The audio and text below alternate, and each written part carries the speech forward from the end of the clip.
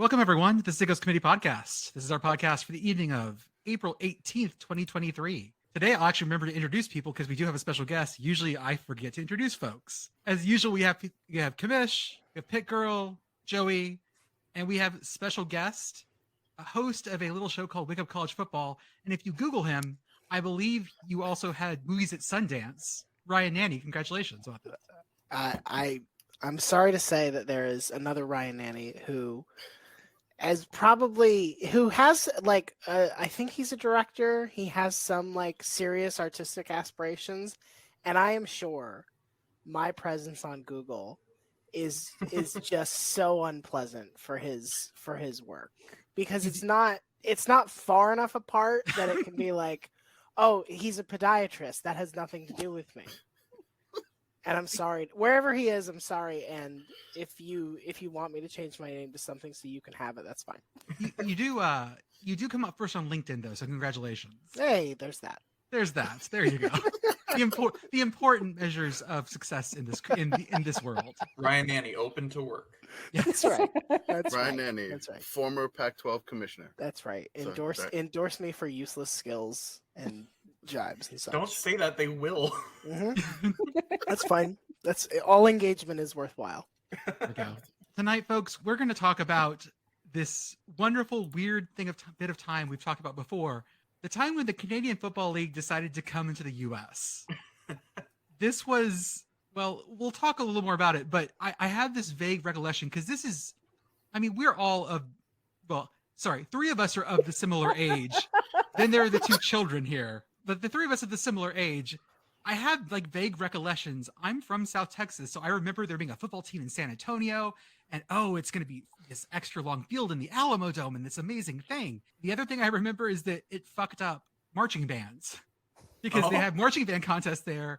The hash is in the wrong spot, the field's too wide, and the field's too long.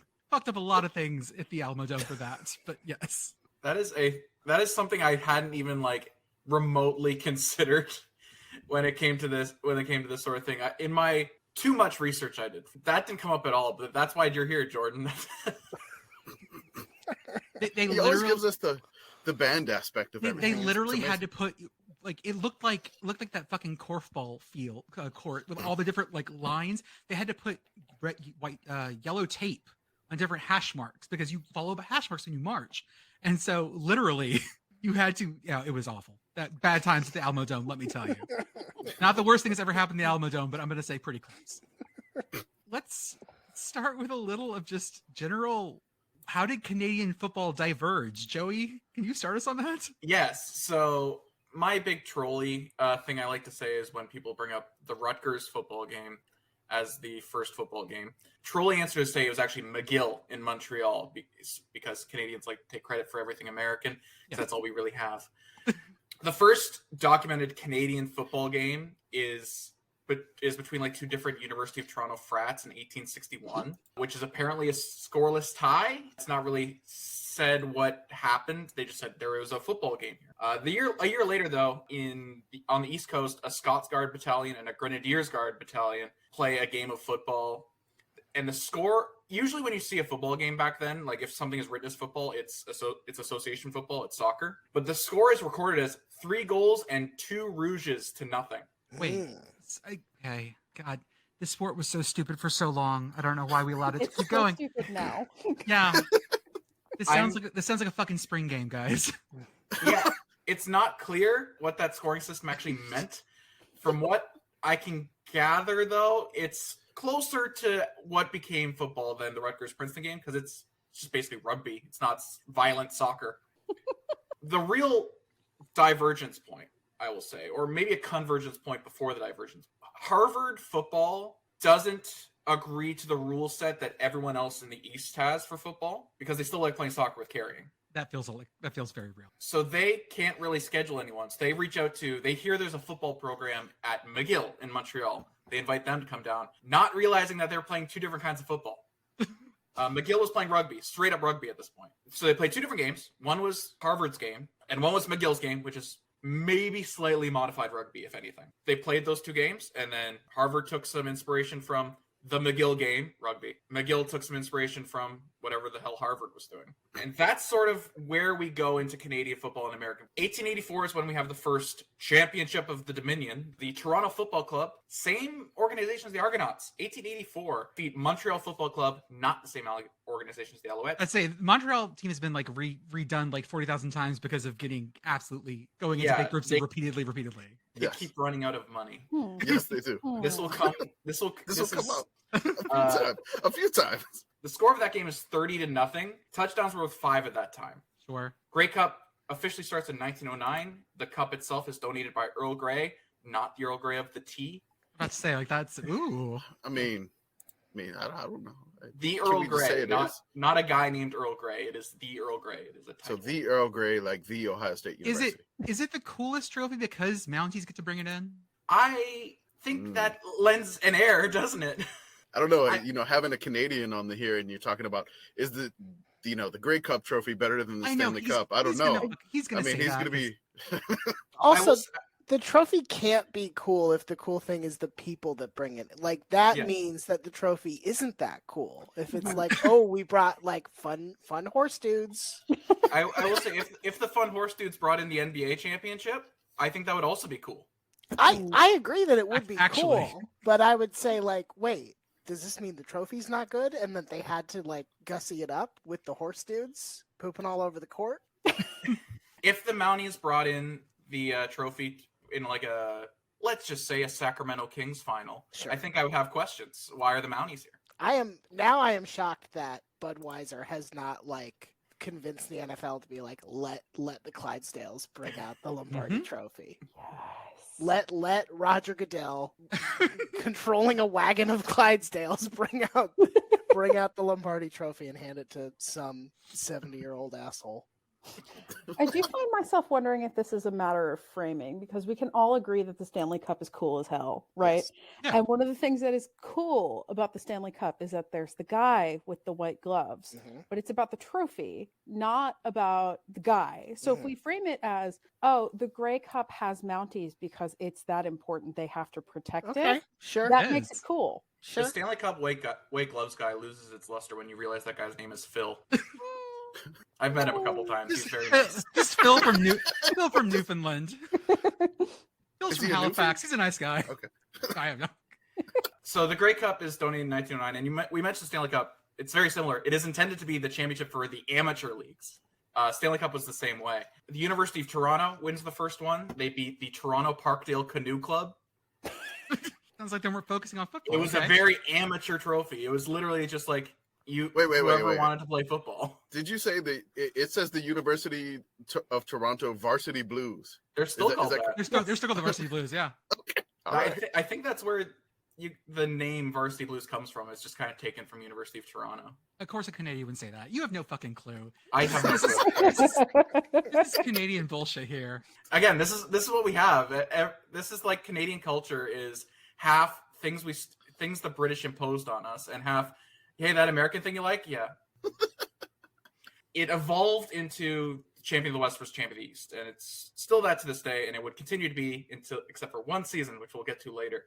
And then the two leagues merge into the West League and the East League merge into the CFL in 1958. I'm always amazed when trophies are like this old or anything's this old, because in this country it's like, oh, we've given this trophy out for 40 years. It's an old trophy. And Canada is like, no, this thing's been around for 100 years. It's the same trophy. We still give it out, and you can take it home too. Well, we have that in college. We have that in college, though. Like the traveling trophies in college are frequently that old. But and no one But no one gets like baptized in the wooden wagon wheel. No one baptizes their kid on it. It would be difficult to baptize someone with the little brown jug. I was hard disagree. Fucking hard disagree. Well, I mean, you just fill it and you like dump it over the kid's head. It's fine. Yeah. The keg of nails. Perfect. Yeah. Done. Before we get into CFL in the USA, as far as what we know of it in the 90s, there was a couple exhibition games in the States. I think Calgary played a game in Iowa once just to see if there's any interest. I'm guessing no was the answer. There's interest for enough for one game, and then they're like, yeah, we've tapped that well. 1909, the New York Herald, as a publicity stunt, invite Hamilton and Ottawa to come play their weird game in Von Cortlandt Park. Apparently a sellout. So, but it was 1909. People Yeah, were, not much else to do in New York, I imagine, at the time. people were going to like watch like 2-0 football games in fucking driving snowstorms. Okay, there wasn't a lot going on in 1909. We figured that out in our history lessons. It's this or cholera, so Yeah, yeah. like whatever. do you want Let's to go. shit yourself to death or go watch Canadian football? There are some I'll seasons go. where the Ottawa team, that's a question. Sounds a lot like hockey, frankly. Yes. Ottawa fans are braver than the Marines in any sport. CFL teams played NFL teams in like preseason games every now and then. The NFL teams, or American teams, I should say, won every time, except for once. Hamilton beat Buffalo in 1961, 38-21. And that was the last time any American teams came to Canada to play. That they were like, all right, experiment's done. Did they play Canadian rules? From what I can tell, that game, the one where the Canadian team won, yes. Other times they either did it all Canadian rules or they split it half and half. Like first half would be Canadian rules, second half would be NFL rules. That's great. Always on the Canadian field though. You can't exactly shorten the field. We need more of that shit. We're like, nope, halftime, rule change, spin the wheel. Okay, now field goals are worth 5. We're back to fucking 1904 rules. No, we're in spring game rules. No forward passes, flying wedge is fine. Just don't gouge someone's eyes too badly. Just imagine how the coaches would handle that. Oh, it'd be great. Oh, love it. Awesome. Because then you get to add a 12th person on a 13th person on the field automatically, right? And so all of a sudden, all defensives just go out the window. Like, there's safeties out there. Having nightmares right now. Oh yeah, just Muschamp just screaming from his heart. Commish, why the fuck did they come to the U.S.? We'll try to figure that out in just a little bit. So I just want to introduce the book that I actually read for this. Which when somebody says, "Hey, what's the last book you read?" I'm gonna say this: End Zones and Border Wars. This is a book I bought it from Amazon, which apparently they ripped off the sticker over here from Half Price Books. It's about the era of expansion and the era of American expansion in the CFL.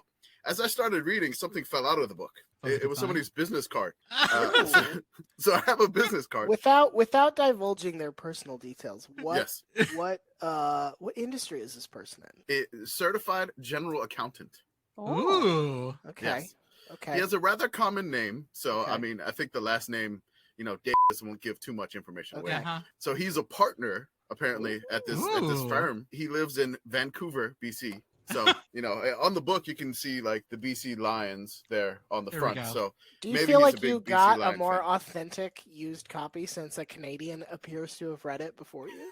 I really do, because just the added bonus of the card kind of gives it some more authenticity to me. This is almost like a certificate of authenticity. Like, a Canadian stamped this for me to read. Like, hey, you American, I know you're interested in this stuff, but a Canadian approves of this. Yeah. And this is the used books version of a game-worn jersey. Wow. You have a Canadian red copy? Wow. Those are hard to find. Oh, yeah. By the way, it was autographed. So it's an autographed copy. It says "Best wishes" by Ed Wills. Okay, the writer. I briefly misunderstood you and thought that the accountant. I thought the quarterback getting sacked on the cover signed it. That would be maybe. Who knows? But it just says this is the guy. So he's a partner at an accounting firm in Vancouver. I'm sure there's a few of those. This isn't the name of the firm though. But well, Jordan, there could be a few. I'll throw some bleeps in there. We're fine. Yeah. Okay. Well. Okay.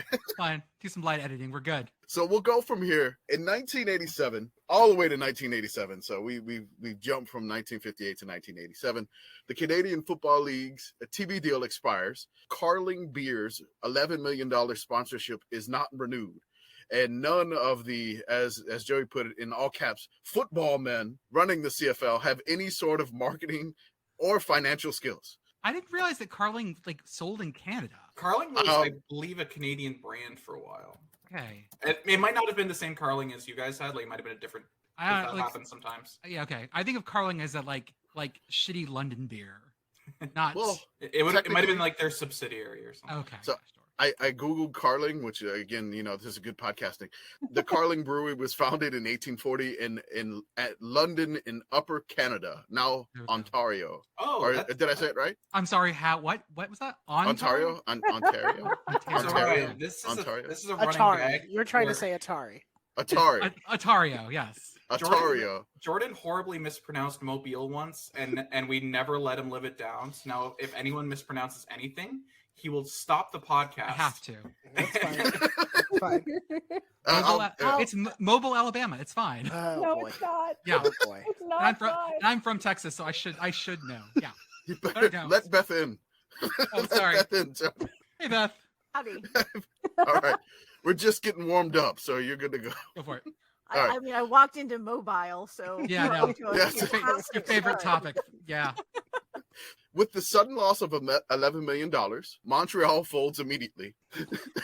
Like immediately, they're done. They don't have the money. Montreal folds team done. Calgary is publicly losing tons of money. Publicly owned Saskatchewan needs to fundraise aggressively to stay. After I wrote this, I found out they did a telethon. Ooh. Yes. The Saskatchewan Roughriders telethon. Do they have PBS? And is it like It would have been something CBC different? CBC, okay. or All right. whatever local Saskatchewan station they had. Whatever. Just I can refer to the show Corner Gas, the Canadian Seinfeld. Winnipeg, they're in millions of debt. Ottawa's American owner is broke, which he will show up soon enough. Toronto and Hamilton are mostly doing fine, but suffering due to attendance because of the Bills being so close to them. The BC Lions, they changed ownership. They tried to add some celebrity partners. Their celebrity partners became minority owners. I don't know if you know these folks, but one is Mark Gastineau of New York Jets fame. Okay. And the other one was the wife at the time, Brigitte Nielsen. Hanging out in Vancouver. Sylvester Stallone's wife at one point. Right? Sylvester Stallone's ex-wife, Yeah. the blonde in Rocky IV. Yeah. Yes. Yeah. Oh, Flavor shit. of Love fame. Yes. A Correct. Flavor of Yeah. Love. Yes. Yeah. Oh my God. Yes. That's the All one, right, Beth. more. Thank you. More. That's right. She was the villain in Coming to America 2, which, Ryan, you've really thrown me for a loop by changing Sir, your avatar, by the way, Sorry about that. on Twitter. Is she also in one of the Lethal Weapons? I want to say, or maybe. Yes. Yeah. Okay. A classic 80s movie star. Yeah. And then you have Mark Gastineau, formerly of the New York Sack Exchange for the New York Jets. That fame in the 80s. Yes, it was just ridiculous. Yeah. Okay. Great name. Can I just say the idea that the Bills were drawing away attendance from Toronto and Hamilton just makes me like that right there is like, oh no, sorry, we got to go across the border to go watch the Bills play. That's what I want to go do with my weekend. But those were the Bills teams to go see, though. Oh, right? okay. Jim Kelly, Thurman Thomas, Andre Yeah. Reed. That was okay. the peak Bills. Yeah. Yeah. For those who don't know, Hamilton and Buffalo might as well be in the same metropolis. Like they are close. So this is all 1987 that this is happening, yes? In 1987 through 1990, before the expansion begins in 1992-93. So that means this is happening right as the NFL is either playing or getting ready to play. It's very weird. Strike shortened, replacement player, punter wins MVP season. Yep. Yes. All right. Good. Just a normal football year. That's a good mindset for everything to fall apart for them and set them down this path to the American expansion. Also, by the way, Gastineau tried to make a comeback with the BC Lions, and they cut him 4 games into the season. So just while he was owner. Yes. While he was minority owner, they cut him 4 games into the season. So that was just a tidbit I read in the book. I just had to say it out loud. Canadians desperate for money. Where do they turn? To America. Like usual. They need some American money here. Hey, Commish, can I borrow a couple bucks? Yeah, I mean, sure. I mean, everything you pay for there is a little bit more expensive. That's what it says on the back of the book, right? Yeah. Canadian. No, just it doesn't say it on this book. This is weird. This is a real authentic Canadian book. Printed in Canada. I like that. It's even better. They hired a new commissioner. Larry Smith was a former player in the CFL, and reportedly he was hired on the explicit understanding that he would pursue American expansion. Again, like a former player, now the leader of the CFL, trying to remedy all the financial issues, and basically he's got to expand to America to keep that going. The name of the chapter in this book is "It Seemed Like a Good Idea at the Time." That's beautiful. God, it's yes. beautiful. All right. The World League of Football just died in 1991. Whatever you know, like the World League, the Ryan Fire, which are still alive in the European. That was League of the Football. weird one that was like half European, half US. Half European. Right? Yeah, that's right. It became NFL Europe after all the Okay. American teams shut down. That's brilliant. That was gonna work. So that weird league died after like a year in America. So by the end of the expansion era, there was a minimum of 22 cities reported to have been considered for teams for expansion in the U.S. So I can read them all here if you want me to, or we can do it a little bit later. I need to know. You want it Tell now? me. All Tell right. me. So here we go. So there was Albuquerque, Sure. Anaheim, Hampton Roads, Wait. Hartford, Honolulu, Jackson, Mississippi, Sure. Jacksonville, Florida, Always. Louisville, Oakland, Orlando, Always. Miami, Milwaukee, Montreal. Which is not an American city. Montreal's like- an expansion because they lost their They fucking team again. just Okay, lost the team. Let's do an expansion team. Have we Which tried turning it off and back on again? can you unplug Montreal and plug it back in? Maybe with the Expos. Nashville. Ryan could have had a CFL team in Nashville. Yeah, that's what this town's missing. Always said so. You got the Predators now, so it's close enough. So, Norfolk, Phoenix, Portland, Richmond, Virginia, St. Louis, St. Petersburg, Florida, Oh yeah. and San Jose. So these are most obviously these are mostly teams that don't have an NFL franchise. Mostly, but not all. You said Miami. Miami definitely had a franchise at that point. Mhm. St. Pete isn't Tampa, but it's really close, and the Bucks were in existence. I don't remember if the Cardinals had made it to Arizona yet. They were either in St. Louis or Phoenix. So. Right, that's One true. of the Yeah, two, yeah. yeah, they were in one of the two. When did the Jags start existing? that would have 95. been 95? So, Right at the Okay. end. Yep. And the Raiders may have been in LA at this point, not in At that Oakland? point, no. That'll come up a little bit later. Okay. Oh all right. God. Oh God. So I don't really. God. All right. That's all to say. Like, I get bits of this strategy, but not all of it. Their strategy was, again, to try to move to markets that they did not want to compete with the NFL. So they wanted to move to markets that didn't have an NFL team, or maybe a market that could compete with an existing NFL team, which, the Miami Dolphins in that time frame would have been the high-flying Dan Marino Dolphins. Hey. But like some other ones, PittGirl's loving that one. So anytime you mention Dan Marino, she's got to chime in. If So. there's anything about Pitt we know, it's that they ride hard for Dan Marino. Sorry. That is true. Along South with Oakland Miami Heat native. for retiring Dan Marino's number. So, yes. You can kind of consider San Antonio one of these cities, but it's kind of weird. And then the final one, which was, I guess, to bring the point home, London, England. Sure. Always. Sure. When in doubt, we're sending the team to England. Nothing's new. Everything's old. They always want to expand to London for some odd reason. I would just want to note the expansion franchise fee was $3 million. Throughout this time frame, nobody ever had the $3 million up front. I'm just going to say that. That's all. This is such like arena football league shit of like, oh, we've got the money, we've got it. Do you know what reminds me the most of is, Ryan, that's the Tampa Bay Lightning's origin story. Oh, their original ownership? Yeah, which was maybe the Yakuza? At a minimum, everyone agrees that whoever the actual owner of the Tampa Bay Lightning was, only 2 people on the Lightning staff ever met him, and yeah, they were. Phil a shit show. Esposito claimed to, but I don't believe him. I think he walked that back. I think Phil Esposito eventually said, like, I met somebody and I assumed it was him. But looking back on it, I don't think that was the man. I think I just met a Japanese man and I was like, well, he's buying dinner, so he must be the owner.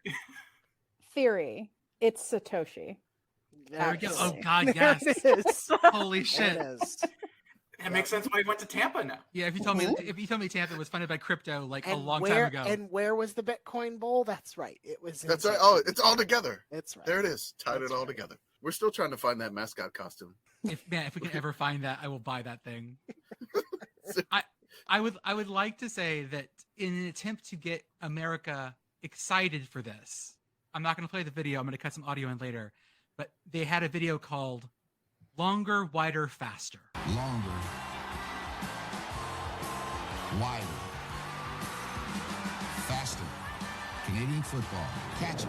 You'll love it. Okay, sure. Longer, wider, faster was the way they introduced Canadian football to America. Yeah. I can see it. If Daft Punk was around in the 90s, they would have definitely had the song. So there was a thing. This is a super Florida thing I'm about to say. There was a thing where when you were marketing like a sort of off-brand sport or a sport that people didn't know about, this is the kind of shit you did. And I know this because when Highlight was making a push to try and like, we're still here and you're gonna love us. Their tagline was it's the fastest sport on earth. Like that was the thing. And like there is some truth to that, but like it's not the people who are being particularly fast, it's the rock that they're throwing at one another off a wall. And it is fast, but it's not the same thing as like going to an F1 race or a NASCAR race or something and being like, holy shit, these cars are going fast. Like you can't anyway. I get why they went this because this was just sort of like the thing people did. I remember NHL like 2003-ish. Their thing was the coolest game on earth, and the answer would be, I guess, technically true. Yes, right. Yep. Technically correct. I love Canadian football because I speak a little German. I lived in Germany for a bit. Then I went to the Netherlands. And I heard people speaking in Dutch. And I was like, I should be able to understand this, but it sounds like fucking gibberish. I don't understand this. Watching Canadian football feels that way to me a lot of times. Because you look at it and you're like, okay, the field is super long, super wide. The end zones are 20 yards deep. That looks awesome. And you're just looking at it going, I guess that's okay. Like this, no one says this shouldn't be allowed. The best thing I love are all basically the goal line fades, right? Because the fade is a great play. When you got 20 yards of the end zone to throw that fade, it becomes a money play. Like that's way better. David Shaw, BC Lions head coach. Yes. And that of course they have the fucking goalpost at the front. So throwing things over the goalpost or around the goalpost is part of the fun. I was watching some highlights earlier today, and I forgot this happened. Saskatchewan lost the game once. It was like 2 seconds left. They had the ball on the 10 and a wide open shot to the end zone. They're down by 4, and the quarterback just clanged it off the uprights, and they lost. A losing doink. Congratulations. Ultra doink. It takes the doink to another level. So when we get one of those, we really enjoy those when we get like a pass thrown off the uprights. It's better than the field goal. They also have the crazy like punt rule, like the crazy kicking rules where like you can pick it up and just kick it whenever. Like, hey, it's vibes only. Kick it whenever. Let's go through the list. Here's a quick, fastest 30 seconds. I'll probably take longer than 30 seconds. CFL versus NFL difference. Canadian field of play, 110 yards by 65 yards compared to 100 by 53 and a third. Canadian end zones are 20 yards deep. Sometimes, and this is crucial, Canadian fields can have ground rules. So you can have a pentagon end zone if you have a running track. Does that come up? I Does it come love up later? Maybe. I love it's Saskatchewan. It's one of those because they have a Montreal. fucking track and they have those like it looks like paper from Battlestar Galactica with the cut edges, and I love it. Fucking love it. A lot of American fields don't fit the Canadian field perfectly. Goalpost in the front of the end zone, as we mentioned. 3 downs versus 4 downs. 12 players on the field versus 11 players on the field. And Commish, you wrote this. We love the Rouge. We don't need to explain that. Dear God, I do not want to go into rules of the Rouge. That will take us the next 30 minutes. Good. We'll talk about it Vegas wise in just a brief moment. But we love the Rouge. The simple way I explain it to Americans is touchbacks cost a point. I love hearing about American quarterbacks going to Canada and having to account for a 12th player on defense and it taking them so long because they're used to checking down for safeties and there's just another safety out there ready to fuck your day up. And hearing them tell those stories of how long it took them to learn to recount is, so good. So we are in 1993 now. Larry Smith is hired. He's a former first overall pick in the CFL. Basically, everyone knows he's hired not to be a traditional commish, but you will get American expansion done. CFL, they're thinking about doing it. They get 2 good applications from WLAF teams that fold because the league folds, but these 2 teams are still around. So the Sacramento Surge, the San Antonio Riders. Can't call them the Riders because there's already 2 teams called the Riders already. They renamed the Texans. Sacramento, in order to just have a fresh start, renamed the Gold Miners. I was watching a documentary CBC put out recently on USA expansion. They put out a schedule including a Portland team, but I can't find any information on the Portland team in my research. So I will say that they had an exhibition game in Portland. Portland wasn't interested. They were just like, we don't want this. So that's all it was. Portland was like, no thanks, but no thanks. They had an exhibition game there. Thanks, but no thanks. Portland was out. Which is hilarious because, like I said, CBC did the documentary. They showed the planned schedule, and it had Portland in it. It also had San Antonio in a central division with Winnipeg, Edmonton, and Calgary. Hell of a travel day. That's center. But, like, okay, yes, that is center in... Like, oh God, this way, yeah. I can't imagine that drive. My God. How we're going to roughly do this is we're going to go team by team, year by year, mostly focusing on teams' first years. San Antonio Texans. How'd their first year go? They died immediately. Never played a snap. In fact, they folded about 3 hours after their introductory press conference.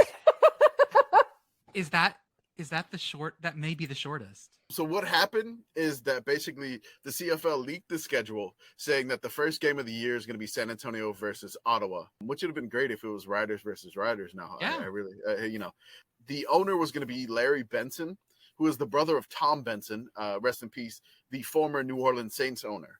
Larry Benson said he had $600K of the $3 million ready to put down, and he had corporate sponsors in San Antonio. I guess that was all course, lies. Larry, it's not buying a 30-year mortgage on a house, my dude. No. Hey, it worked out fine for Dan Snyder. So apparently that was good enough for the CFL to go with it, and they wanted to go through it. Basically, the owner, Larry, called Larry Smith. Larry Benson called Larry Smith right before the big press conference reveal of the expansion and said, hey, we can't do it. We have some ownership issues.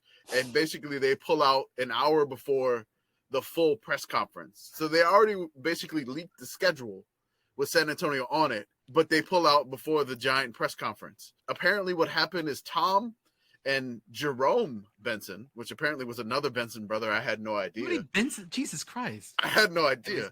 So Jerome Benson, who is new to me, fought Larry over ownership and management. What Larry Smith, the commissioner, stated at the press conference, just basically in the an hour before his press conference, we're just freezing that. We're gonna freeze this franchise for a bit. They're just not ready. Wait, I haven't watched Secession. Is this what Secession is? Can you imagine if this had happened when Twitter existed? Oh my God. Would have been. Wait, there's more, and think about that in that aspect later. About Twitter. This is not the craziest ownership. This is not the craziest part yet. Let's get some stability here because we're going to need it. The Sacramento Gold Miners. They actually played out the season in Sacramento, the only American team. Hell of a travel schedule, but they were able to handle it. They were owned by Sacramento-based lumber magnate Fred Anderson. Like you do. They were just the Sacramento Surge. They brought in a lot of the same players. The CFL ostensibly had a rule where you had to have basically half Canadian players. Yeah. But because of American labor laws, they just couldn't do that. So instead of just going open season, they said, okay, I guess only Sacramento is exempt from this rule. You'd think that would go well. One problem, and this is going to become a theme. They just hired NFL, USFL, and WLAF coaches and a couple NCAA coaches. And their thought was, okay, well, 3 downs. We'll just pretend it's 2nd and 10. You can't really do that. That's not really how it works. They did have one notable player, and I'll throw this over to the Commish because I know he's excited to talk about it. Oh, yeah, of course. The Surge in the World League, they won the World Bowl in 1992. They're the only American team to actually win a World Bowl in the World League, because it only lasted 1 year. On the championship team, where was the future professional wrestler Bill Goldberg. So Goldberg, he would go on to play, I believe, 2 games in the CFL. He played 2 games in the CFL before injury. So Goldberg basically played in the CFL, and we have a Goldberg jersey in the dock. You can see he was number 76. I'll tweet out later. That's great.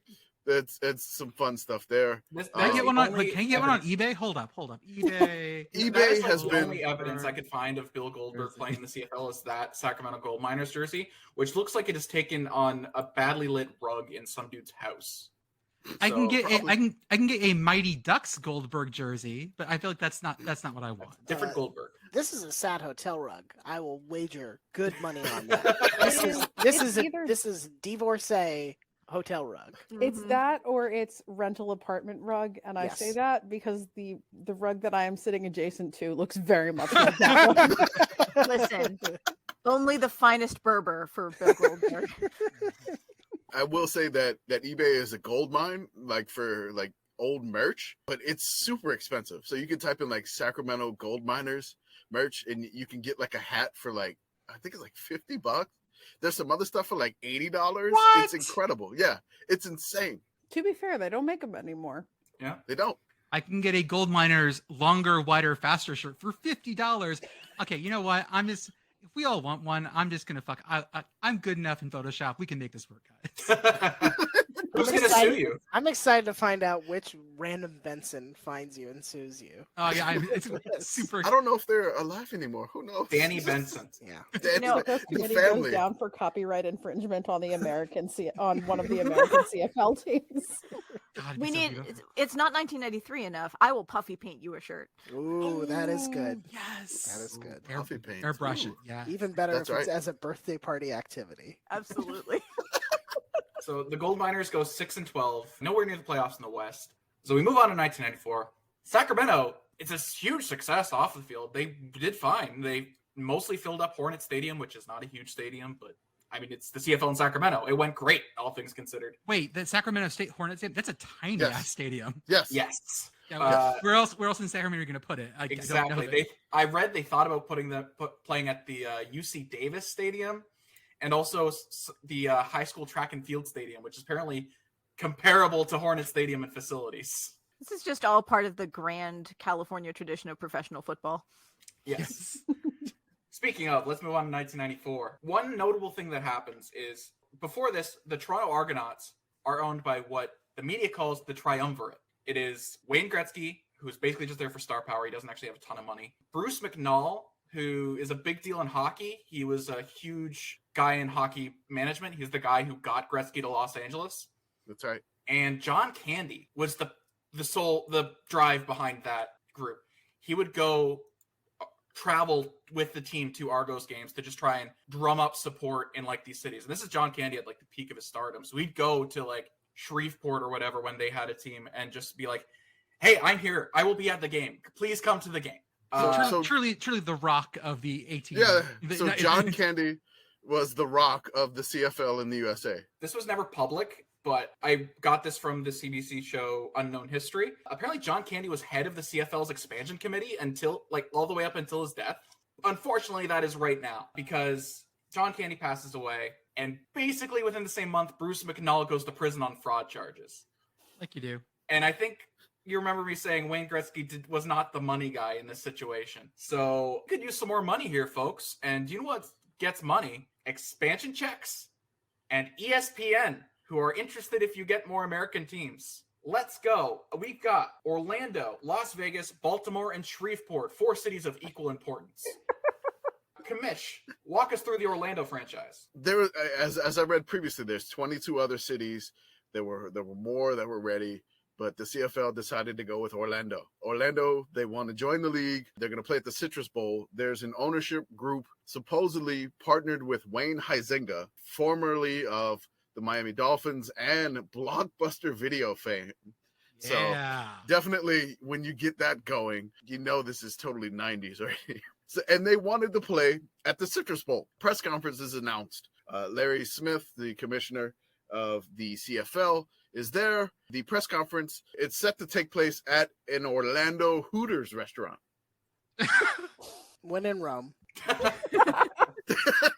So you they think at that play. Hooters they have like a little plaque in the ground commemorating this moment?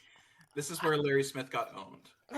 I think most Hooters are designed so that you don't remember past things that happened at the Hooters. Like, I think that's not the point of going to Hooters, is to be like, remember when? It's like, Oh, no, yes. we're here to live in the now, baby. I'm starting to worry about the amount of times that everything in this podcast comes back to restaurants. It's a little concerning.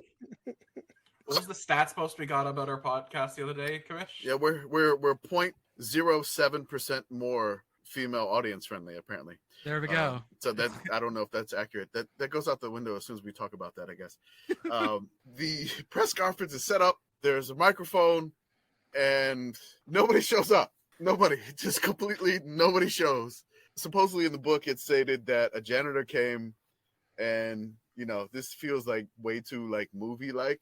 I don't think anybody's coming. Supposedly, a Hooters janitor, basically, just that image. The Hooters janitor is like, I don't think anybody's coming to the press conference. So Orlando, dead on arrival, does not happen. What Larry Smith's excuse and spin is after this that Orlando could not find a stadium to hold the dimensions of the CFL field. Later, you'll learn. I would ask that first, guys. That would probably be one of my top 2 questions. Later, you'll learn it's a lot of bullshit. I was just gonna say that. When in doubt, Larry Smith's card was to be like, "Hey, they don't have a field that can match our dimensions." But you'll see a little bit later on, they probably didn't really care too much about that at all. I saw an interview with CBC Sports guy Scott Oak recently, who's he's been with CBC Sports since like the 80s. And when asked about this, he said, "I don't think CFL USA was doomed. I think Larry Smith just really liked to lie." I don't know. Exactly. Ironically, I was going to say like, oh, that's what you want as your CEO, but actually, that's probably what you want as your CEO, like for real. Like, there is no irony there. I don't know. I feel Larry's put in a bad position. Like he's never been like a businessman. Now he is, but it was kind of like a baptism by fire. He needs to stop having press. So far you've talked about 2 press conferences, and they both end with a franchise not existing. So they need to stop having fucking press conferences. Larry Smith, I think his main is genuinely the reason he's remembered so badly by CFL fans. It's partially because of this, but also the fact that he had no PR skills. The man was a football player. He was a quarterback, I believe.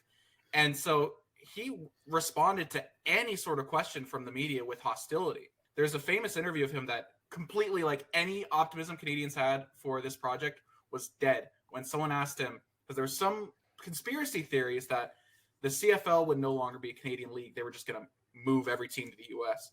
So, and easiest softball question of all time. The reporter asked him, "Will the game stay Canadian?" And his answer is, "We're the CFL." And the reporter says, "Does the C stand for Canadian?" And he says, "CFL. It's our brand, CFL. Canadian or continental? CFL." Absolutely whiffing on a table. Out of the park, buddy. You mean to tell me that the man who tried to have a press conference announcing a new franchise at a Hooters is not good at PR? Guys, I'm trying to find which Orlando Hooters it was, and typing in Orlando's Hooters just gives me way too many options. You're ruining your algorithm right now. Oh, it's done. Oh, yeah. You've seen our Twitter account, right? Yeah, I know. It's not going to help. Oh, yeah. It's fine. We're all already on a Is it the one by the airport? Is it the one by Universal Studios? I'm just going to say who knows? It did not specify. It did not specify. Orlando, forget that. Let's just go. Hey, Canada, it's north, right? Let's go that way. Shreveport Metropolis, just as good as Orlando. Shout out Bunky Perkins, by the way. Yeah, definitely shout out Bunky Perkins. But before we get to Shreveport real quick, near the end of the season, Hornet Stadium is falling apart.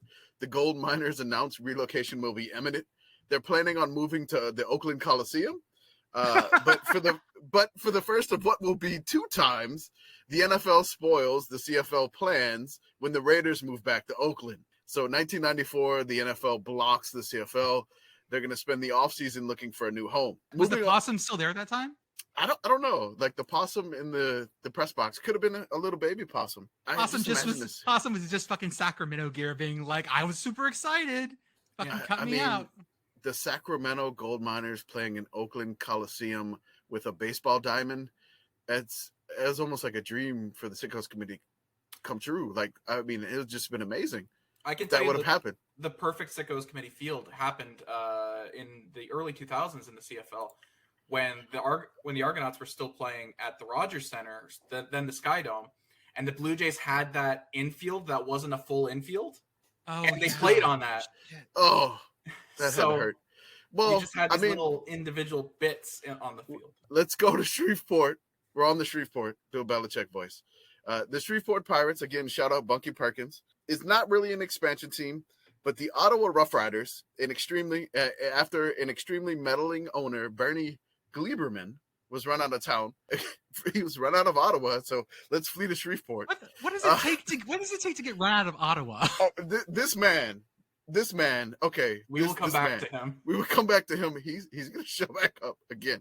He took the front office and roster with him to Shreveport. So basically, he fled Ottawa, and new ownership took over the Rough Riders. Now the Shreveport Pirates existed. Absolutely dreadful first year for the Shreveport Pirates. They finished 3-15, but only one game out of the playoffs. The CFL East is always, they're still like this to this day. Every year, like in week 19, TSN will be like, Hamilton, Toronto, winner makes the playoffs. Then you check and they're like both 4-15. Wait, is this the ACC Coastal? It is. It is the Canadian version of the ACC Coastal. Yes. But this is the ACC Coastal. If we were like, the ACC Coastal definitely gets a playoff spot every year.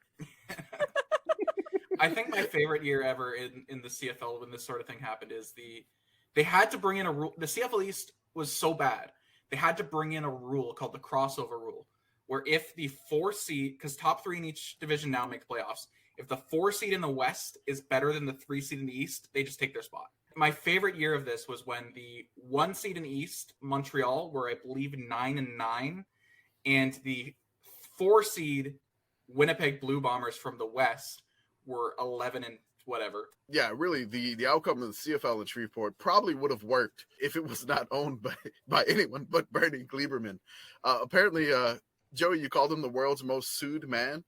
Yes. On the team. Okay, I mean that's high praise. Shreveport was thrilled for this franchise. They were like just hype. They maintained and upgraded the Independence Stadium, and then they matched the established Canadian teams in like attendance levels. So like Shreveport was very fired up. The team itself and how it was run, quote unquote, an absolute circus. General manager J.I. Albrecht hired John Heward as a head coach, but the owners, the Gleibermans, overruled him and installed Forrest Gregg as coach before the team took its first snap. Also, they could not find a college campus for a training camp. So training camp was in a giant barn on the Louisiana State Fairgrounds. Cool. They stayed basically a floor above the circus, the traveling circus. There was no air conditioning. They slept in bunk beds, about 12 to 16 people per room, with the circus animals literally one floor below them. Monkeys, lions, and tigers. There were reports of monkeys throwing feces at players daily when they went to go to practice. Also, every single meal was at Western Sizzlin'. And how many weeks in did they all get Legionnaire's disease? I feel like Western Sizzlin' was Golden Corral before Golden Corral. Whatever building really looks like a Golden Corral. Whatever foodborne illness they got from Western Sizzlin' was canceled out by whatever feces-borne illness they got from the monkeys. So it didn't affect them. They got Mr. Burns syndrome. It's all stuck at the door. Western Sizzlin' still exists, by the way, guys. Yes, it does. Yes. Part of a family of restaurants that includes a Great American Buffet and Quincy's Family Steakhouse. America has so many brands. It's We're good crazy. at Things go sour with the owners, the Gleibermans. They try to relocate the team to Norfolk, Virginia. However, officials there broke off talks after learning that Gleiberman faced several lawsuits in Shreveport. So Shreveport was suing the crap out of the Gleibermans. Notable about the attempted move to Virginia was something called the Great Tucker Caper, when the city of Shreveport tried to seize Bernie Gleiberman's 1984 Tucker. 1948, that makes it even better, which was on loan to the Classic Automobile Museum in downtown Shreveport. They tried to seize it because he was defaulting on debts related to the Pirates lease at Independence Stadium, including payments for the scoreboard. Louisiana is hell. Holy shit. Okay, that gets even better. Gleiberman's lawyer, Mark Gilliam, tried to escape with the car and hide the vintage auto, but he ran out of gas along the way. The police spotted him and took the car back to the museum, where it was being stored until the case could be settled. Shreveport sued Gleiberman and won $1 million, along with $375,000 in interest. So yes, the CFL in USA involved a attempted car heist and it was one of the more boring bits of the story. I want to know what a 1984 Tucker looks like. I don't know what it looks like. So, Shreveport, nice. the town, like the city, actually kind of a success for CFL. They already kind of knew it was going to be trouble with the Gleibermans. That's the whole being run out of Ottawa thing. But hey, Shreveport looks like it could be something because the fans there are responding well. So let's move to a bigger city, right? We got momentum. Let's go to Las Vegas because alternative leagues can't resist Las Vegas.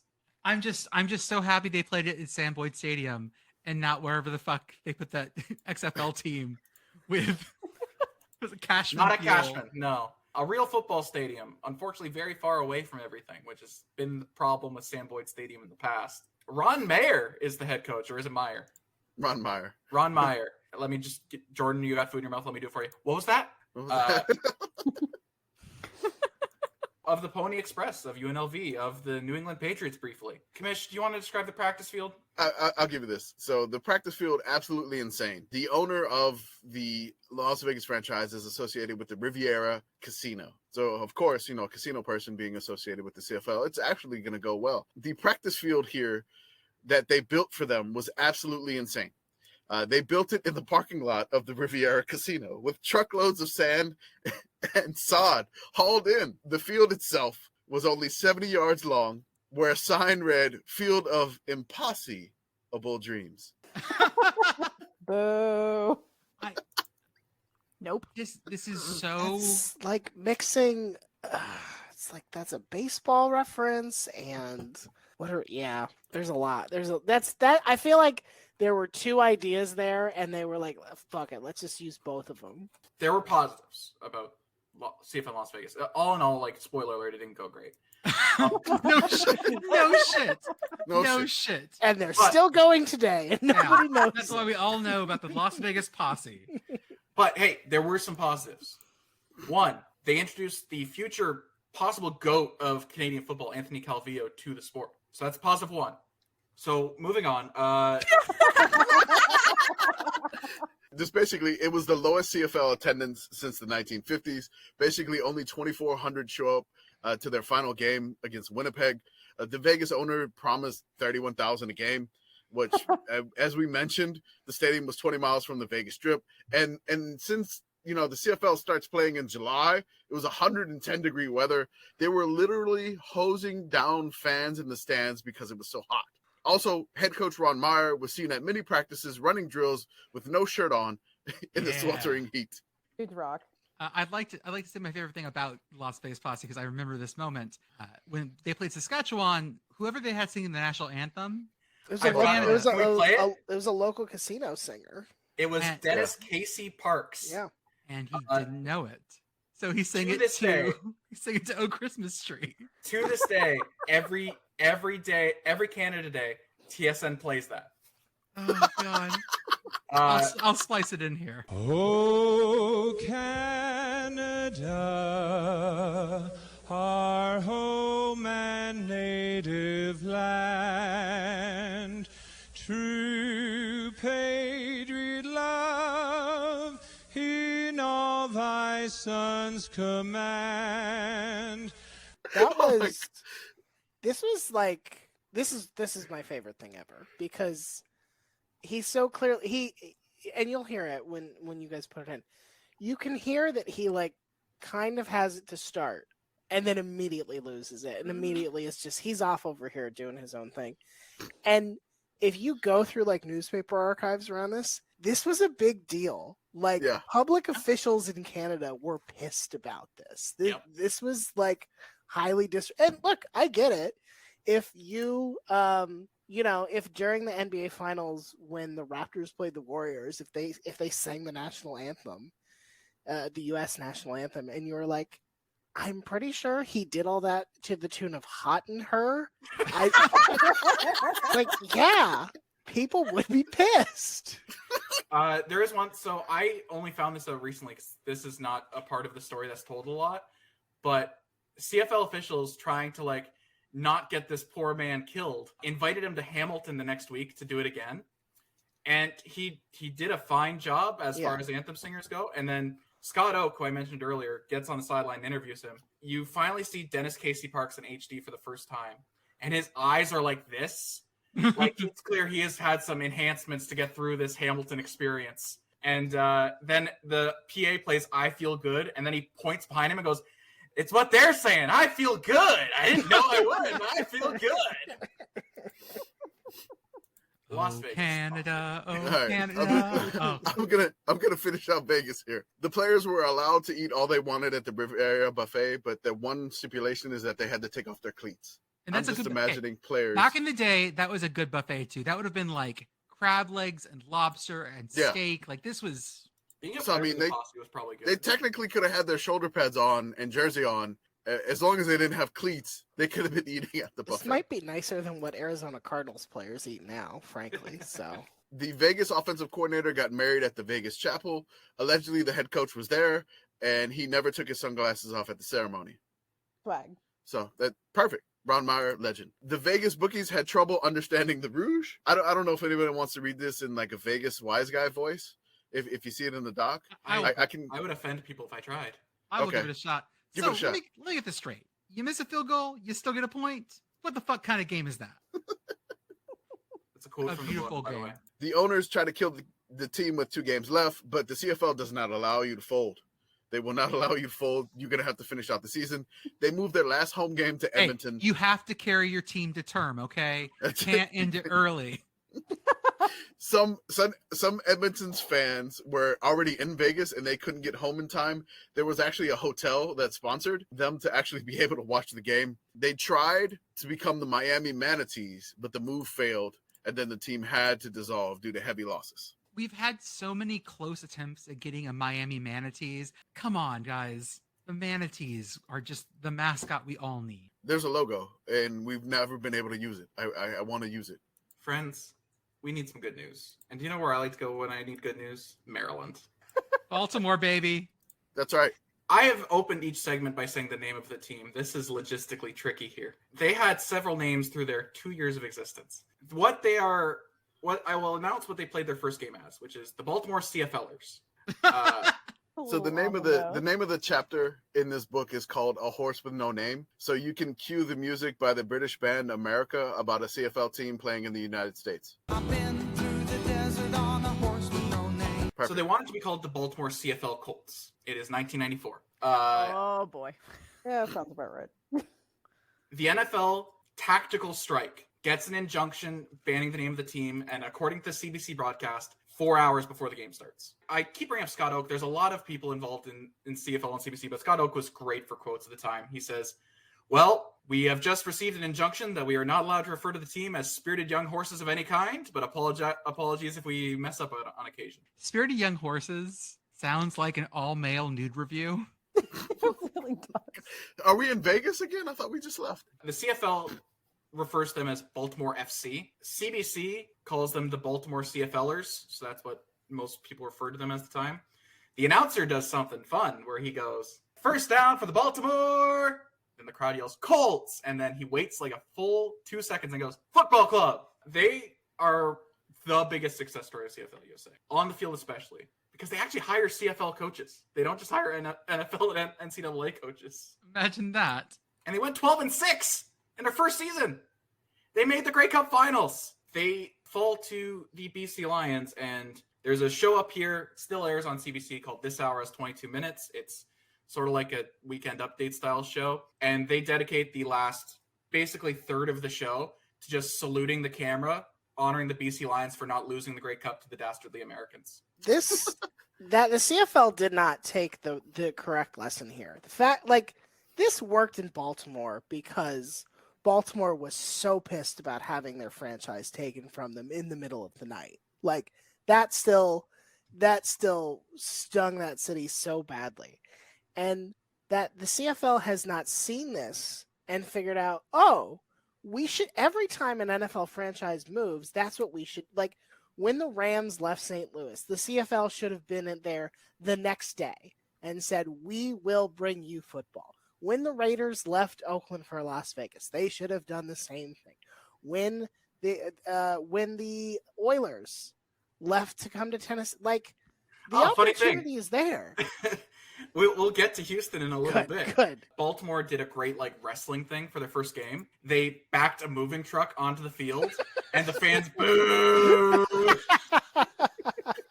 That's so good. That's almost as good as the XFL St. Louis Battlehawks April Fool's joke where they were like, "Hey, Oh, we're no. moving. Hey, we're moving to LA," and all do the fans that. were just like, "Don't fucking do this to us. It's too soon. Don't hurt us like this. God damn it, Don't guys." do that. But the Battlehawks are supremely successful, right? For that very reason. Yes. Yes, because this, CFL was right there. This could have been you. You could have slowly seeded a bunch of successful U.S. franchises, but instead, we're gonna learn more about the dumb shit you did. Yeah. Let's do that. Yeah, the wise man builds his house upon spite. Let's go into the 1995 offseason. Las Vegas is in sort of a legal limbo here. The team is still technically owned by the corporation that owns the Posse, but the league has taken over relocation. They find a new owner who's willing to pay the old Las Vegas owners out of Milwaukee, the Milwaukee Bucks ownership group, basically. Okay. And it leaks the press that they're planning on using the Brewers Stadium, basically, because the Packers were playing there, and then they stopped playing there at this time. They forgot to ask the Brewers first, and the Brewers said no, and they couldn't find anywhere else to play, so that's dead. Then they announce, we're going to Jackson, Mississippi. They've got an owner and everything. They've announced this. The CFL they've vetted them. They're happy with the Jackson group. Then Las Vegas, the guys who still own the Las Vegas team, suddenly jack up the price, and, okay, Jackson pulls out. Miami, the Manatees, are back, but they're not going to be ready till 96. So they put the team on freeze with the old San Antonio Texans. Manatees denied. After the gold miners tried to move to Oakland and that was canceled, they decide to do some necromancy and become the San Antonio Texans, their former brothers of the womb, and they just take over their old branding. 2 more expansion teams were added to replace Vegas, Memphis and Birmingham. And to help with travel, the CFL also does for the first time since the 50s, the Grey Cup is not going to be East versus West. It's going to be North versus South. Shreveport's attendance starts to go down because of Bernie Gleiberman being the owner. Shall we go to Birmingham? So Yes. So this is where my real memory of this whole thing picks up, because this is when San Antonio got a team, and this is during that step. The brand new Alamo Dome. Right. Yeah. If they build it, they will come. That's They right. built That's the the whole Alamo thing. Dome, and it's there. That was the whole But- thing about the Alamo Dome. If we build a stadium, we will get a team in that stadium because we have a stadium. Almost had the Saints, man. We're so Almost. close. Almost had the Saints. Also had the Don't- Bills a couple of times. don't too. Almost you had the dare. Bills. Yeah. Don't you dare try to steal states. That's not cool. So Birmingham Barracudas. Where do they play, Commish? The glorious Legion Field. I swear to God, every time we do anything in this podcast about the history of things always end up at Legion Field, and people talking about how shit it was going back to the 1920s, being like, "Oh yeah, it was just built. It's a shithole." That's All oh my God. roads lead to Legion Field. All roads lead to Legion Field. That's right. Even though UAB has a nice new stadium, I believe Legion Field is still there, It is. and it's never going to die. So Legion Field, we salute you. Historical landmark. They can't is. tear it down, I think. Don't tear it down. It's kind of like the Astrodome. Don't tear it down. So Birmingham's owned Temporary- by insurance salesman Art Williams, and when asked why he named the team the Barracudas, he said it was literally the scariest thing he could think of. I don't want to disrespect this man, but I am confident that he was thinking of piranhas and just came up with the wrong name. I am confident he was like, those little fish that can eat a cow, a barracuda.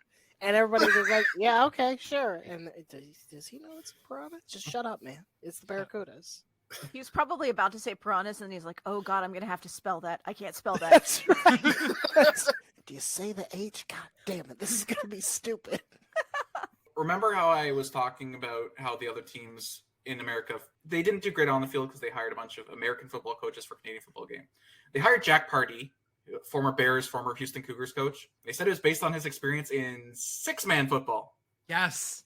Fucking love 6-man football. Jack Pardee is a Texas legend. I'll just say this. 140 to 110. I'm Kids just playing gonna say both ways. God, it's such a good game. I had a fantasy football league called Jack Pardee's Ring of Honor, based off of his crazy past. If you ever go down his Wikipedia page, is insane. Unfortunately, he has the dubious distinction of being the Houston head coach at the time they gave up the 35-3 lead to the Bills in the playoffs. Unfortunately, and so he was fired by the Oilers a few years after that. Texas A&M loves him. I think he went to A&M, I believe. Legend in six-man football and like Houston Cougars lore. But yeah, Jack Pardee, big time legend. I guess the logic with hiring him for six-man in Alabama is from six-man is you just double it, so the math is easier. Yeah, that's what it is. Same sport basically. Starting quarterback Matt Dunnigan. This is insane to me. I didn't know this when I looked it up. This was his best ever season. He's a CFL Hall of Famer, one of the greatest quarterbacks of all time. His best statistical season was as a Barracuda. He could have gone to Hall of Fame as a Barracuda. I watched his Hall of Fame induction video. They don't mention Birmingham once. I gotta find if anyone in the CFL Hall of Fame went in with an American team jersey now. I just have to know this. Okay. So attendance was actually decent early in the season. This is where I have to remind you guys, when the CFL plays their schedule, they go from March to November. So early in the season, you're basically doing the XFL, USFL thing now where you got no competition. You're the only game in town. When you get to September, Birmingham is kind of not a Canadian football town. You don't say. They and Memphis, we'll get to later, moved their fall games to Sundays, which the CFL never, ever, ever, ever, ever plays on Sundays except for the Grey Cup because they want to avoid competing with the NFL on TV. But I think the bet is better against the NFL than it is against Auburn and Alabama.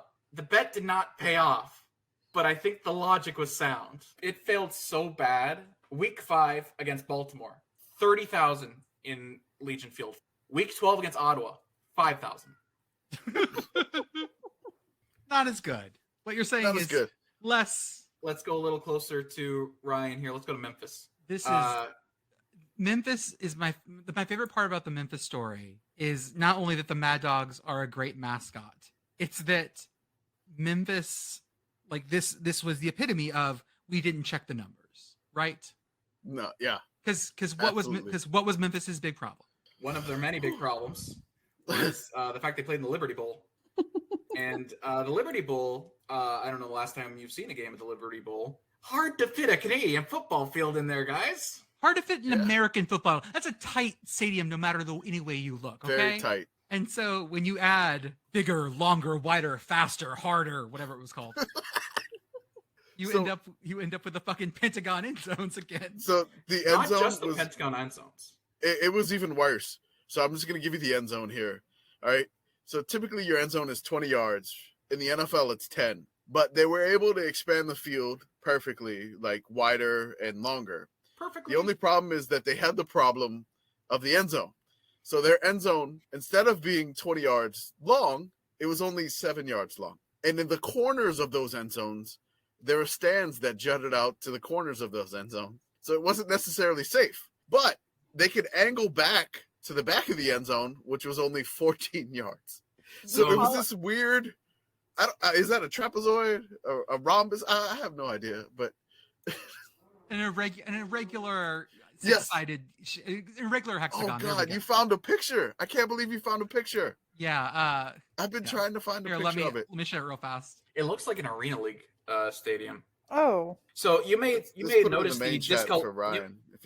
the discoloration there. That's because the natural grass field of the Liberty Bowl did not extend to a Canadian football field. So you got natural grass in the center of the field, and then along the perimeter is just a strip of AstroTurf. Holy shit, I see it. Yes.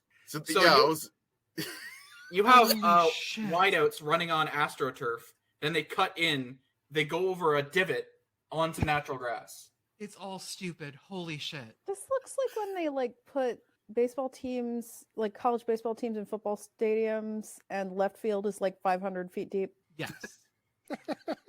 It's a short porch in right field in the Liberty Bowl. It's like the splash zone at SeaWorld. What were they thinking? They weren't. So yeah, Memphis was an absolute shit show. It was great because their end zone was so messed up. They had one of the best defenses in the CFL. I don't think you can count that. There you can. Great success. Count it. Still counts. Was this apocryphal or not? I can't remember. Was their field actually shorter too? Well, the legend is that it's shorter because of the end zones. Okay, for some reason I thought Memphis was one of those, like I heard something that were like the Memphis team literally like the yards weren't full yards. Like to get it in, they had to cut everything down slightly. I may be talking out of my ass here. Is this that thing where like now you get a bottle of orange juice and you're like, this only has 13 ounces now. What's happening? Fucking shrink right there. As far as I can Canadian tell, football. as far as I can tell, the yards were yards. But Okay, well, that's good. the legend of the short field is referring to the end zones. I did just want to mention that the ownership group was FedEx, the former USFL owner of the Memphis Showboats, which are now back. Yeah, they are. And the estate pouring of out Elvis pouring out Presley. for the Tampa Bay Rowdies. And the RIP. estate of Elvis Presley. Elvis So that's like Presley, the Memphis- PFL owner. That's the Memphis trio that you could get there. FedEx, a USFL owner from the Showboats, and Elvis Presley. If only the Bass Pro Pyramid existed then. It's like they looked at Toronto's triumvirate and he said, "Oh, you have the three most Toronto things: Wayne Gretzky, John Candy, and a hockey exec. We got the most three Memphis things. Let's go to San Antonio, shall we? Guys, Jordan, back. We're going to San Antonio. I love the They're back. Alamo Dome so much. They're back. I've said it before, but I'm going to say it one more time. I grew up in deep South Texas. Okay, 4 hours south of San Antonio. Okay, I'm from the valley, like Brownsville, McAllen. So I didn't really have a pro team besides the San Antonio Spurs. Like nothing else existed near me. Going to a game did not exist. And so to have football 4 hours away, only 4 hours away, felt like this is it. This is the real thing. And we got a real stadium. It's the Alamo Dome. It was built on a super fun site, but don't fucking ask about that.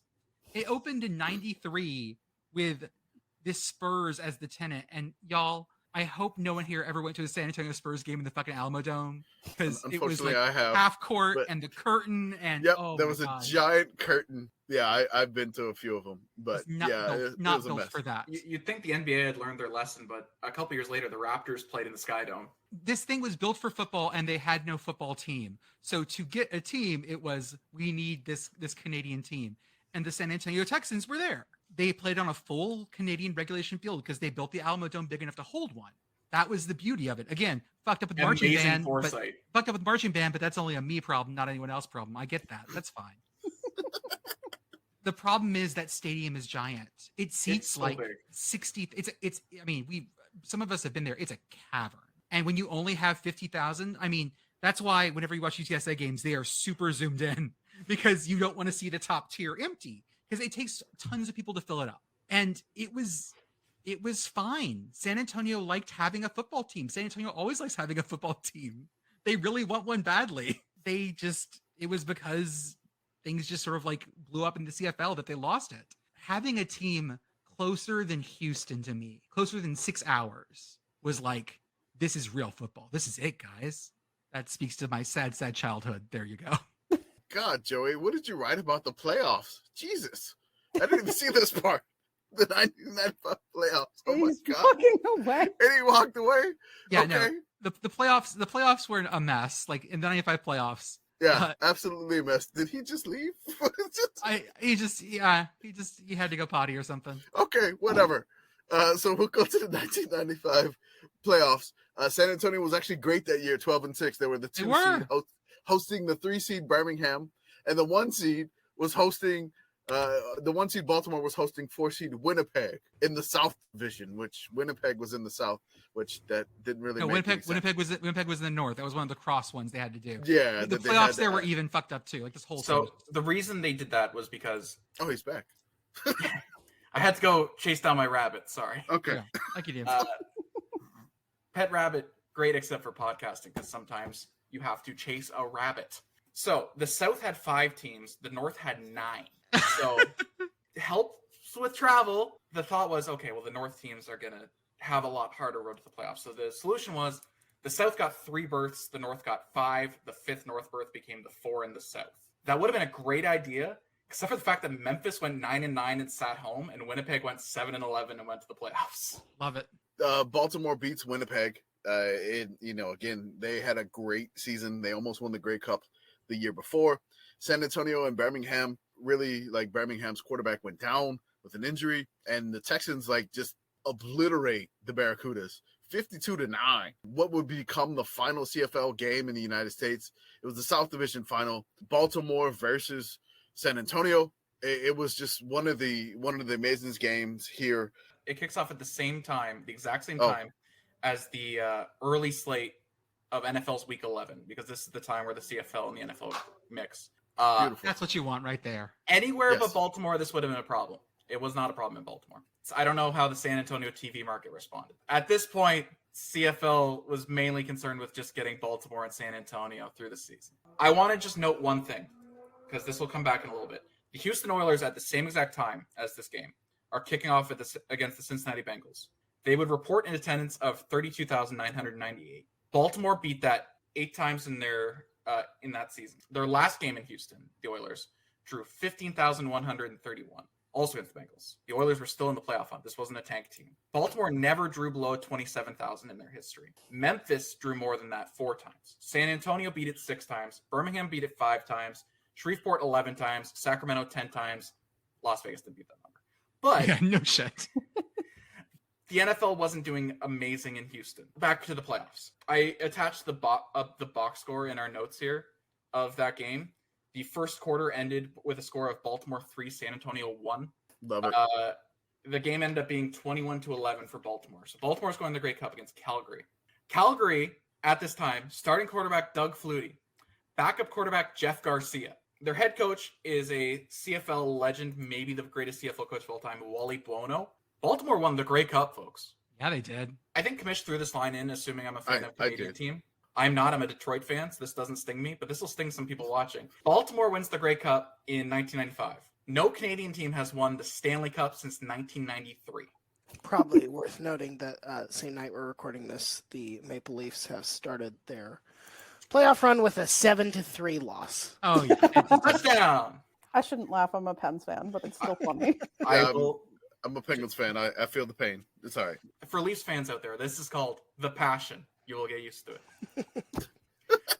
it. It's amazing that, like, after all this, after the teams are still doing okay, the NFL basically comes in and takes a blade to the back of the most successful team and goes, "Hey, Baltimore, you like football? Have some Ravens." Well, the great, like I say, the Canadian passion is to take credit for every American thing.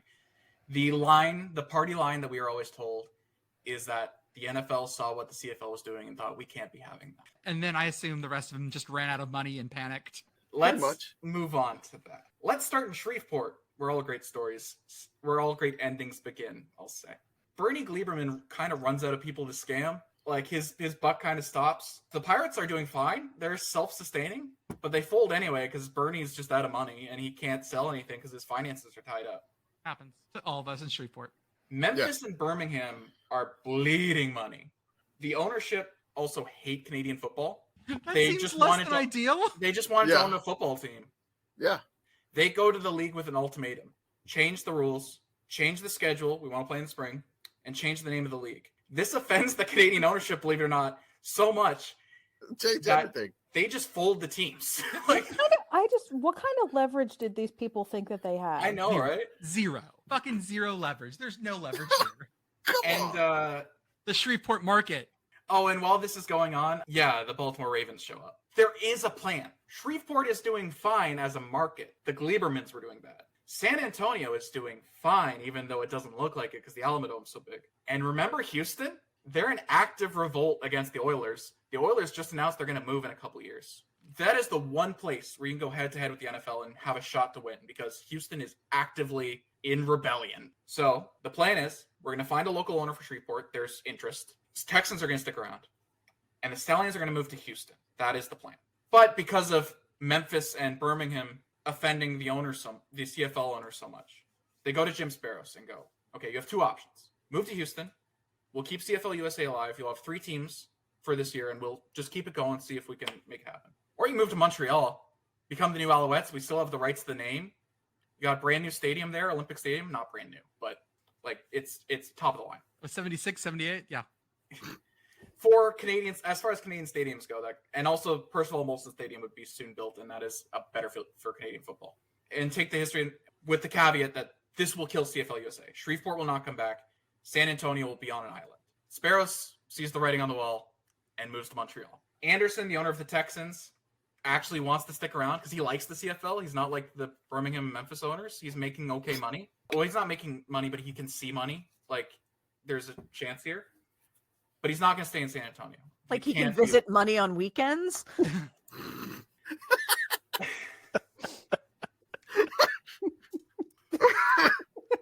can see it. So Anderson, he was the owner of Sacramento, remember, in 93. He knows what it's like to be the one lone American team. He's not going to do that again. He tries to find a new home. London, Ontario, Halifax, Nova Scotia, Saskatoon, Saskatchewan, and Quebec City, Quebec. None of them have a stadium. So he has to fold the team, and he's not too thrilled about it. Had the Browns not moved to Baltimore, I still believe we would have CFL USA still. The story would have been it had a rocky start, but Baltimore, Shreveport, San Antonio were the rocks, and you were able to build a division in the state. I'm glad that this weird thing happened because it got a lot of people into Canadian football, or at least for a moment did. And it provides us with some beautiful 90s branding for all these teams because holy shit, this is like the most 90 things ever. A bunch of future CFL Hall of Famers played for American teams. And it's like the Baseball Hall of Fame where even if you don't go in as a member of the team, it still lists the team that you played for. So in the CFL Hall of Fame today, you have 3 Shreveports, 1 Sacramento, 4 Baltimores, 2 Birminghams, 3 Memphises, and 2 Vegases, including Anthony Calvillo, who is, like I said, arguably one of the greatest Canadian football players of all time. Didn't do great in Vegas, but he would go on to do great in Montreal. There was a quote from Calvillo in the book. He said that, I didn't know that, practice fields could be a full-length field because he practiced on the sand in a parking lot. So they made him play in a parking lot on the sun. Yes, it's Vegas. But there was a quote in the book that, he became one of the greatest player of all time in Canadian football history, you say, Joey, or what? If not the greatest. At the time was compared a lot to Brett Favre. I would say Anthony Calvillo meant more to Canadian football than Brett Favre meant to American football, obviously. The Canadian Brett Favre is such a weird... Yeah. I would say that was the only reason that was a comparison at the time is because they were both old and playing at the same time. Calvillo was a lot more of a dynamic player than Favre. He was a lot less interception happy. How much volleyball facilities fraud has he done? Unclear. Then he's not then he's fucking there's a great amateur league. There's a great picture of him though. He took all of his Alouettes equipment and jerseys and helmets and stuff home, and there's a picture of him playing in his Thanksgiving family football game in full gear, in full Montreal gear, in Arkansas. Yes, yes. And he's in his full Alouettes gear with the helmet, and he's throwing bombs to 12-year-olds. When Uncle strip sack you so hard, he takes your shoulder blade out or something. Yep, been there, done that. So yeah, the CFL now, they mention Baltimore. They tend not to mention any other teams because it's seen as kind of a failure. I was talking to my dad the other day, and I said, at the time, what was the CFL USA experiment seen as? Because he's not a football fan, and he said it is mostly seen at the time. It was well, the purists are going to hate it. What Canadians mostly believe is that CFL USA failed just because of Americans didn't like 3-down football because it was too confusing and weird. Which, sure, that's part of the story, but that's not close to all of the story.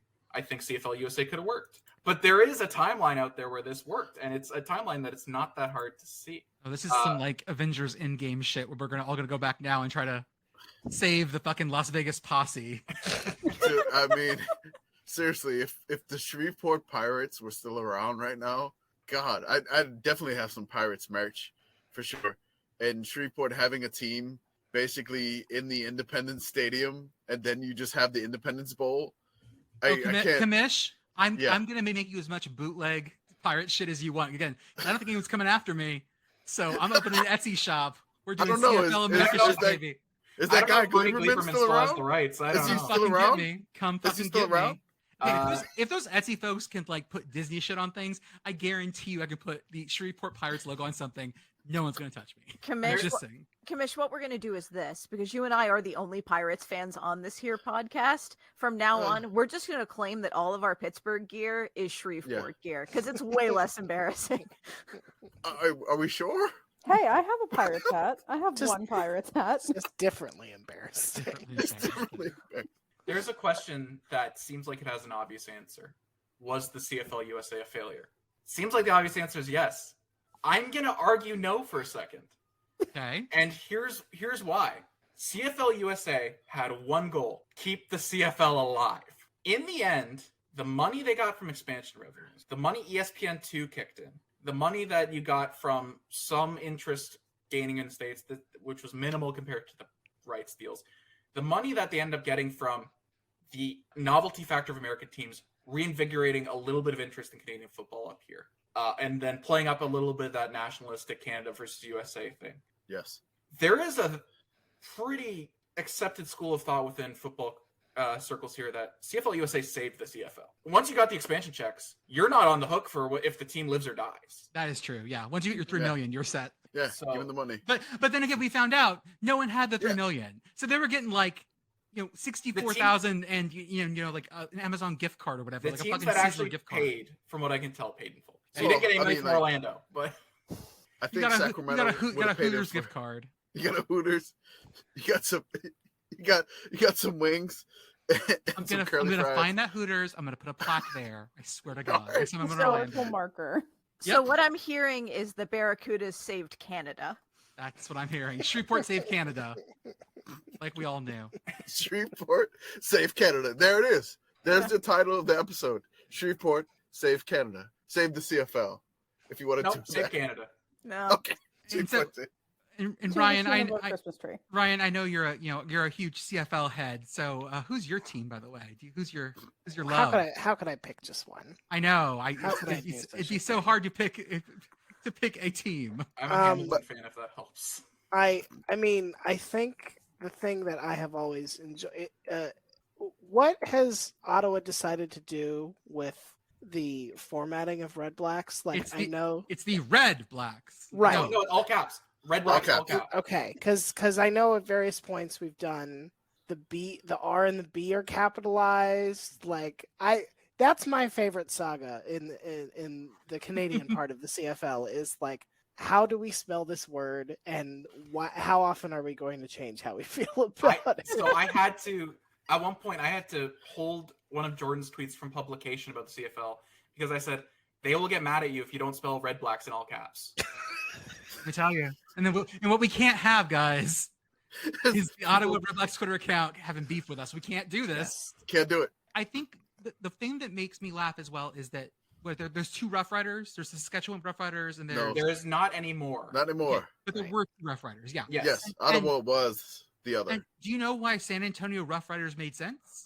Because San Antonio is the place where Teddy Roosevelt actually got the Rough Riders together at the bar called the Minger Bar. They had the actual reason to be called the Rough Riders in San Antonio, but they were the ones that couldn't use it because there were Canada already was like, no. four Canada was fucking like, other Rough Riders. there was 3. We couldn't afford not a third important. Rough Rider. Not important. Yeah, it'll make formatting on the lower third impossible. Hey, it made sense at the time.